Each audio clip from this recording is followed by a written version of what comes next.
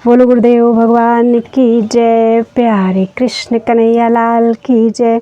श्री वामन पुराण 19वां अध्याय चंडमुंड द्वारा महिषासुर से भगवती कात्यायनी के सौंदर्य का वर्णन।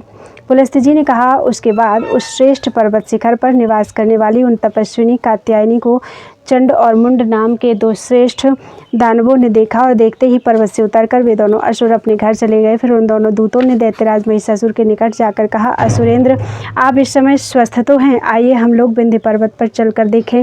वहाँ सुर सुंदरियों में अत्यंत सुंदर श्रेष्ठ लक्षणों से युक्त एक कन्या है। उस तन्वी ने केशपाश के द्वारा मेघों को, मुख के द्वारा चंद्रमा को, तीन नेत्रों द्वारा तीनों अग्नियों को और कंठ के द्वारा शंख को जीत लिया है। उसकी शोभा और तेज से ये सब फीके पड़ गए हैं। दैत्येश्वर वह कन्या बड़े भयानक शस्त्रों को धारण किए हुए उसे भली भांत देखकर भी हम यह नहीं जान सके कि वह कौन है तथा किसकी पुत्री या स्त्री है। महासुरेंद्र, वह स्वर्ग का परित्याग कर भूतल में स्थित श्रेष्ठ रत्न है। आप स्वयं विंध्य पर्वत पर जाकर उसे देखें और फिर जो आपकी इच्छा एवं सामर्थ्य हो वह करें। उन दोनों दूतों से कात्यायनी के आकर्षक सौंदर्य की बात सुनकर महेश ने इस विषय में कुछ भी विचारना नहीं है यह कहकर जाने का निश्चय किया। इस प्रकार मानो महेश का ही अंत आ गया। मनुष्य के शुभाशुभ को ब्रह्मा ने पहले से ही निर्धारित कर रखा है कि किस व्यक्ति को जहाँ से जिस व्यक्ति को जो कुछ भी शुभ अशुभ परिणाम होने वाला होता है वह वहाँ ले जाया जाता है और यह स्वयं चला जाता है। फिर महेश ने मुंड, नमर, चंड, विडाल, नेत्र, पिशंग के साथ वाष्कल, उग्रायुध, चिक्षुर और रक्तबीज को आज्ञा दी। वे सभी दानव रण कर्कश भेरियाँ बजाकर स्वर्ग को छोड़कर उस पर्वत के निकट आ गए और उसके मूल में सेना के दलों का पड़ाव डालकर युद्ध के लिए तैयार हो गए। तत्पश्चात महिषासुर ने देवी के पास धौंसी की ध्वनि की भांति उच्च और गंभीर ध्वनि में बोलने वाले तथा शत्रुओं की सेनाओं के समूहों का मर्दन करने वाले दानवों के सेनापति मय पुत्र दुंदुभि को भेजा। ब्राह्मण देवता नारद जी दुंदुभि ने देवी के पास पहुंचकर आकाश में स्थित होकर उनसे यह वाक्य कहा, हे कुमारी, मैं महान असुर रंभ के पुत्र महेश का दूत हूँ। वह युद्ध में अद्वितीय वीर है। इस पर कात्यायनी ने दुंदुभि से कहा, दैत्येंद्र, तुम निडर होकर इधर आओ और रंभ पुत्र ने जो वचन कहा है उसे स्वस्थ होकर ठीक ठीक कहो। दुर्गा के इस प्रकार कहने पर वह दैत्य आकाश से उतरकर पृथ्वी पर आया और सुंदर आसन पर सुखपूर्वक बैठकर महेश के वचनों को इस प्रकार कहने लगा।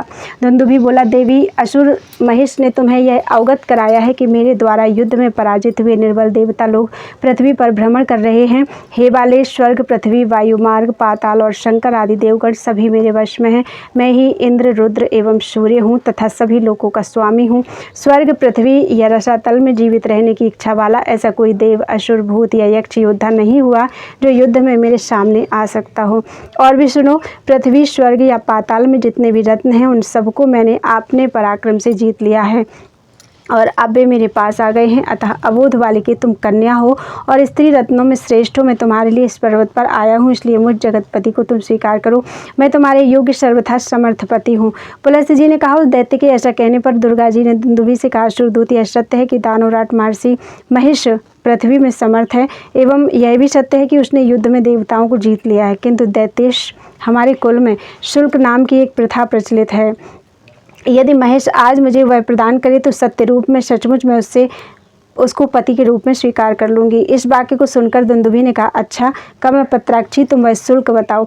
महेश ने तुम्हारे लिए अपना सिर भी प्रदान कर सकता है। महेश तो शुल्क की तो बात ही क्या, जो यहाँ ही मिल सकता है। पुलस्त्य जी बोले, दैत्य नायक दुंदुभि के ऐसा कहने पर दुर्गा जी ने उच्च स्वर से गर्जन कर और हंसकर समस्त चराचर के कल्याणार्थ यह वचन कहा। श्री देवी जी ने कहा, दैत्य, पूर्वजों ने हमारे कुल में जो शुल्क निर्धारित किया है उसे सुनो। वह यह है कि हमारे कुल में उत्पन्न कन्या को जो बल से युद्ध में जीतेगा वही उसका पति होगा। पुलस्त्य जी ने कहा, देवी की यह बात सुनकर दुंदुभि ने जाकर महिषासुर से इस बात को ज्यों का त्यों निवेदित कर दिया। उस महातेजस्वी दैत्य ने सभी दैत्यों के साथ युद्ध में देवी को पराजित कर उसका पति बनने के लिए प्रयाण किया एवं सरस्वती से युद्ध करने की इच्छा से विंध्याचल पर्वत पर पहुंच गया। नारद जी, उसके पश्चात सेनापति चिक्षुर नामक दैत्य ने नमर नाम के दैत्य को सेना के आगे चलने का निर्देश दिया और वह भी महान बली असुर उससे निर्देश पाकर बलशाली चतुरंगिणी सेना की एक लड़ाकू टुकड़ी को लेकर वेगपूर्वक दुर्गा जी पर धावा बोल दिया। उसे आते देखकर ब्रह्मा आदि देवताओं ने महादेवी से कहा, अंबिके आप कवच बांध लें। उसके बाद देवी ने देवताओं से कहा, देवगण मैं कवच नहीं बांधूंगी, मेरे सामने ऐसा कौन अधम दानव है जो यहाँ युद्ध में ठहर सके। जब देवी ने शस्त्र निवारक कवच न पहना तो उनकी रक्षा के लिए देवताओं ने पूर्वोक्त विष्णु पंजर स्तोत्र पढ़ा। ब्रह्मन उससे रक्षित होकर दुर्गा ने समस्त देवताओं के द्वारा अवध्य दानव श्रेष्ठ महिषासुर को खूब पीड़ित किया। इस प्रकार पहले देवश्रेष्ठ शंभु ने बड़े नेत्रों वाली कात्यायनी से उस वैष्णव पंजर को कहा था। उसी के प्रभाव से उन्होंने देवी ने भी पैरों से मारकर उस महिषासुर का कचूमर निकाल दिया। द्विज इस प्रकार के प्रभाव से युक्त विष्णु पंजर समस्त रक्षाकारी स्तोत्रों में श्रेष्ठ कहा गया है। वस्तुतः जिसके चित्त में चक्रपाणी स्थित हों, युद्ध में उसके अभिमान को कौन नष्ट कर सकता है। बोलो वृंदावन बिहारी लाल की जय।